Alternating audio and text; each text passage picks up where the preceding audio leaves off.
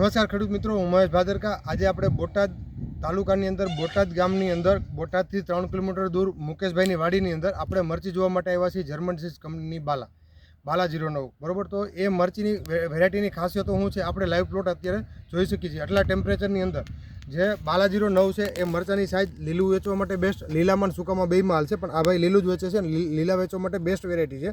બીજા નંબરમાં બાલા 09ની ખાસિયત એ છે કે અત્યારે આમની અંદર આટલો ગ્રોથ છે। આ પ્લાન્ટ મારી હાઇટ આટલી હાઇટ છે આ પ્લાન્ટની બરાબર। એની અગેન્સ્ટમાં આપણી પાસે બીજી વેરાયટી છે અધર કંપનીની બરાબર, તો એની હાઇટ પણ નાની છે બરાબર, આટલો હાઇટનો ડિફરન્સ છે।